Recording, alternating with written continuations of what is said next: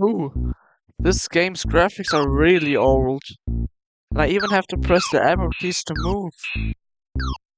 I think what this game needs is an upgrade. Yeah, that's right. Today we're going to upgrade the game Space Invader to make it more fun and add some stuff to make it more interesting to play.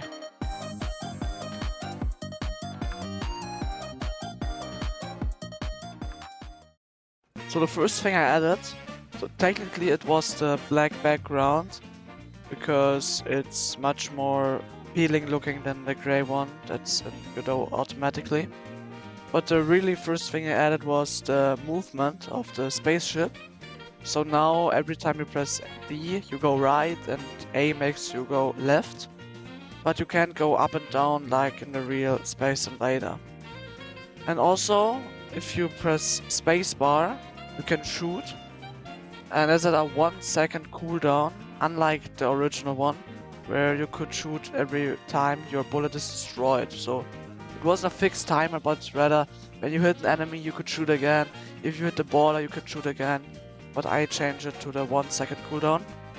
But the reason for that I explain later.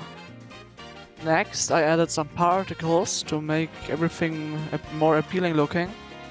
And I used them in the rocket for the rocket fire. So it looks like the rocket is moving and yeah. And also in the background, so I made it that these little stars pop out every few seconds. And they grow big and then they go tiny again, and yeah. So now we come to the interesting part, and it's the enemies.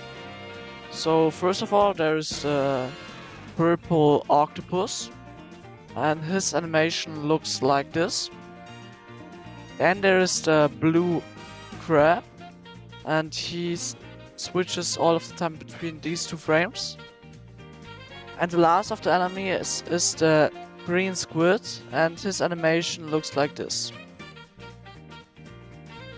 Something I changed from the original game was the health of the enemies.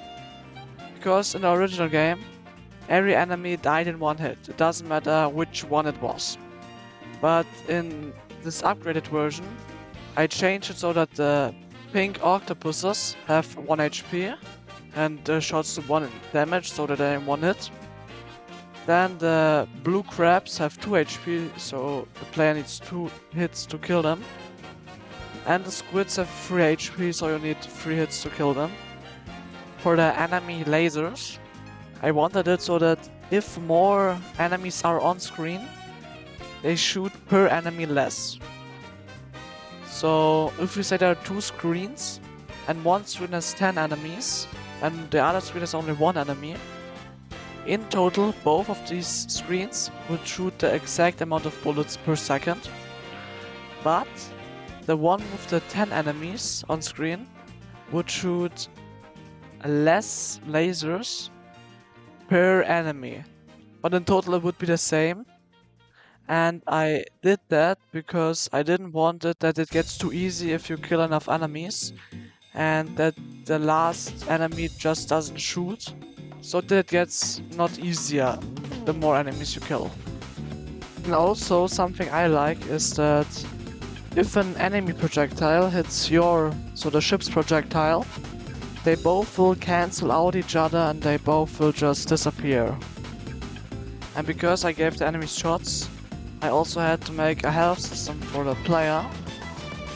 And I did it, so now you have 3 small ships on the bottom left of the screen, which symbolize your remaining health. And every time you get hit, one of them gets deleted, and if there's 0 left, you die. So in total you have 3 lives, and if you get hit 3 times you die and the run is over. Now we come to the barriers.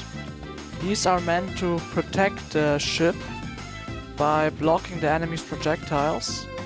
And I personally find them very interesting, because it might seem that it's this solid structure, but in reality it's made of this squares and triangles that are independently. And what I mean with that is that every one of these blocks can be destroyed independently and not all of it as a whole gets destroyed. So you have to shoot one of these blocks 4 times and then it's gone.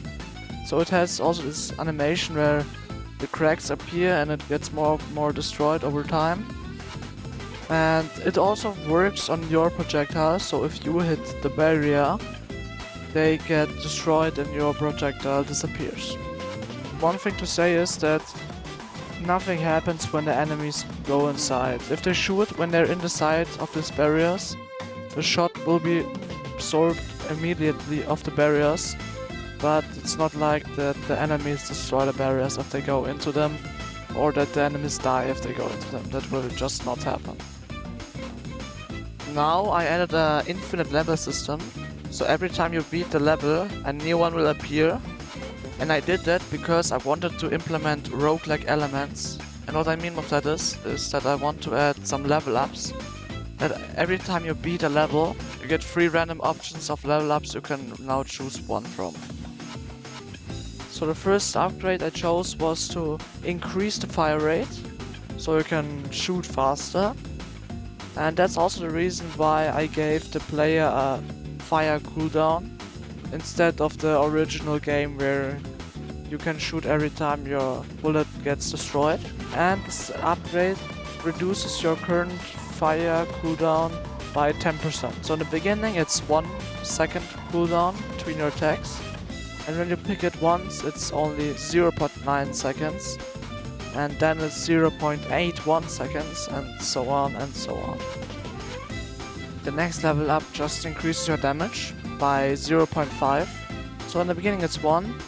There you need 2 shots to kill the blue crab and 3 to kill the green squid. And if you upgrade it once, it will be 1.5, and then you only need 2 shots to kill the green squid. And if you take it then once again, you now have 2 damage and only need 1 shot to kill the crab. So for the third upgrade, I chose to add a multishot. So if you pick this upgrade, you get 1 extra bullet that will spawn next to your current bullet. So if you have 1 and you pick this, you get 2 that are next to each other. Yeah. The normal speed of the player is 1. And if you pick the 4th upgrade, so the speed up upgrade, you will add 0.125 to your speed. So it's basically a little bit more than a 10% increase to your speed. So the 5th and 6th upgrade are the final upgrades, and they also belong together. And what the 5th upgrade does is, it adds a chance that you can pierce now. So without this upgrade you have a 0% chance to pierce, and every time you take this upgrade you get plus 5%.